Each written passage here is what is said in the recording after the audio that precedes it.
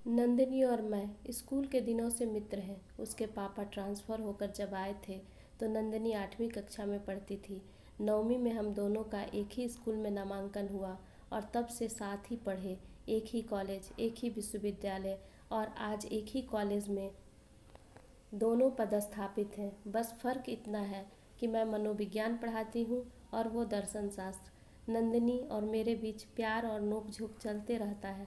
नंदिनी अपने माता पिता की इकलौती संतान है और मैं 3 भाई बहनों में सबसे छोटी। आज कॉलेज में एक अजीब सी घटना घटी। नए सत्र में एक छात्रा आई।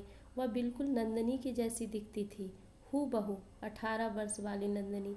आज उस छात्रा को देखकर पूरे कॉलेज में हवा की तरह खबर फैल रही थी कि नए सत्र में एक छात्रा नंदिनी मैम की तरह दिखती है। इतना हूबहू कि अगर कोई नंदिनी को नहीं जानता तो उसके चरित्र पर शक करता। ऐसा कैसे हो सकता है? नंदिनी के पिताजी उसी कॉलेज में प्रोफेसर थे और नंदिनी उसी कॉलेज से अपनी पढ़ाई पूरी की थी और उसी कॉलेज में नौकरी कर रही थी। बहुत से प्रोफेसर अभी भी वहीं कार्यरत हैं जिन्होंने नंदिनी को पढ़ाया था। नंदिनी शुरू से ही गंभीर और पढ़ने लिखने में तेज छात्रा थी। आज तक कभी किसी ने उसे किसी लड़के से बात करते हुए भी नहीं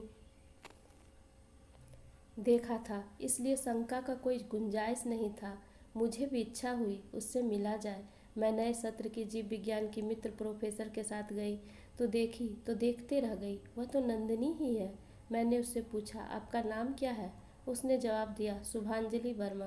पिताजी का? सुभाष वर्मा। और माँ का? उसने जवाब में कहा, अंजलि वर्मा। थोड़ी बहुत उससे बातें करके मैं वहाँ से चली आई। उड़ती उड़ती खबर नंदिनी को भी मिली। जब नंदिनी से मैं मिली तो वह मुझसे पूछी, अरे क्या वो सचमुच मेरे जैसी दिखती है? मैंने कहा, हाँ बिल्कुल तुम्हारे जैसी। उसने कहा, लोग कहते हैं कि हर इंसान का कहीं ना कहीं एक डुप्लीकेट होता है। आज तो यह चरितार्थ हो गया। मैंने कहा, बिल्कुल। 5-10 दिनों में बात आई गई हो गई। सभी लोग पठन पाठन में व्यस्त हो गए। 1 साल बाद मेरी शादी हो गई और मैंने अपना तबादला अपने ससुराल से नज़दीक वाले कॉलेज में करा ली। उधर नंदिनी के पिताजी को हार्ट अटैक आया तो डॉक्टर ने सलाह दिया कि उनको परिवार के लोगों के बीच ले जाइए। नंदिनी ने अपना तबादला अपनी पुश्तैनी गांव के पास वाले कॉलेज में करा लिया और अपने माता पिता को लेकर गांव चले आई। अपने गांव के अशिक्षित महिला और आर्थिक रूप से कमज़ोर छात्रों को पढ़ाने और उसे समाज में जीने लायक बनाने में पूरी तरह से लग गई। समय बीतता गया। कभी कभार मैं अपने पूरे परिवार के साथ नंदिनी के घर जाती। मेरे बच्चे भी ग्रामीण माहौल में जाकर आनंदित होते। मेरे और नंदिनी के बीच हजारों बातें होती। उसी तरह समय बीत रहा था। मैं नंदिनी को समझाते हुए शादी करने कहती तो वो कहती, नहीं यार, इच्छा नहीं होती। पता नहीं क्यों किसी अनजान पुरुष को देखकर मैं सिहर उठती हूँ। कॉलेज में गर्मी की छुट्टियाँ चल रही थी। अचानक एक दिन सुबह सुबह हमारे घर का कॉल बेल बजा। सामने एक अनजान पुरुष और महिला को देखा। वो अपना परिचय दिए, मेरा नाम सुभाष वर्मा है और ये मेरी पत्नी अंजलि वर्मा। यह नाम कुछ सुना सुना लग रहा था लेकिन याद नहीं आ रहा था।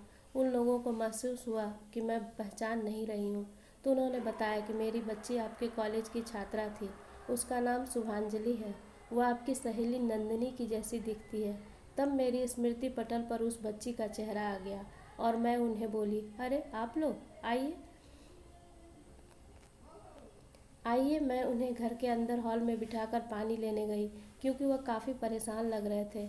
मैं उनसे पूछी, और यहाँ कैसे आना हुआ? उनकी बातों को सुनकर मैं परेशान हो गई और उनको लेकर नंदिनी के गांव की ओर चल पड़ी। नंदिनी के पिताजी बगीचे में बैठे थे और उनकी माँ पौधों को पानी दे रही थी। नंदिनी घर पर नहीं थी। सुभाष और अंजलि जी नंदिनी के माता पिता के सामने हाथ जोड़कर खड़े हो गए और सिर्फ एक सवाल पूछे, पहचाना हमें? नंदिनी के पिता एकटक निहार रहे थे। उनकी माताजी दौड़ते हुए आई और बोली, अरे आपको कैसे भूल सकते हैं? आइए बैठिए। कैसे आना हुआ? इतने दिनों के बाद हम लोग तो कई बार आपसे मिलने की कोशिश किए लेकिन आप लोग तो अपना घर ही बदल दिए। यह सुनकर वो दोनों सिसकने लगे। बोले, हम जो आपको बताने जा रहे हैं उसका एक एक बात सच है। जब उस रात नंदिनी हमें रास्ते पर बेहोश मिली थी, मैं अपने मित्र चिकित्सक से उसका इलाज करवाया था। उस रात उसके साथ सामूहिक बलात्कार हुआ था। उन लोगों ने नंदिनी को अधमरा हालत में रास्ते पर फेंक दिया था। आपको तो पता ही है कि नंदिनी आपको पूरे 1 साल बाद मिली थी, क्योंकि उस घटना के बाद नंदिनी कोमा में चली गई थी। हम लोग उसको अपने घर पर ही रखे थे। अंजलि तो अपनी बच्ची जैसे उसका ध्यान रख रही थी। कुछ दिनों में पता चला कि वह माँ बनने वाली है। उसी अवस्था में हम लोग क्या करें क्या नहीं कुछ समझ में नहीं आ रहा था।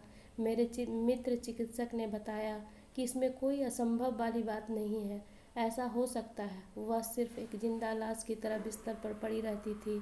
हमने उसका ध्यान अपनी बच्ची से ज़्यादा रखा। आपकी बच्ची से लगाव हो गया था। आखिर 9वें महीने में उसने एक बच्ची को जन्म दिया। हम लोगों को तो ऐसा लगा कि हमारा संसार ही बदल गया। कुछ दिनों के बाद बच्चे पालने में सो रही थी। उसके रोने की आवाज़ सुनकर नंदिनी की आंख खुली और बच्ची को पालने से गिरते देख पहली बार उसका शरीर हरकत किया था और वह चीख कर उठ बैठी थी। उसकी आवाज़ सुनकर कमरे में आए हमें देखकर वो बोलने लगी, आप लोग कौन हैं? मेरे मम्मी पापा कहाँ हैं? हम लोग अपने चिकित्सक मित्र को बुलाए। वह पूरी तरह से नंदिनी का चेकअप करने के बाद बताए कि भगवान की कृपा से नंदिनी बिल्कुल ठीक है, लेकिन उसके स्मृति पटल से जीवन का सबसे क्रूर घटना जा चुका था।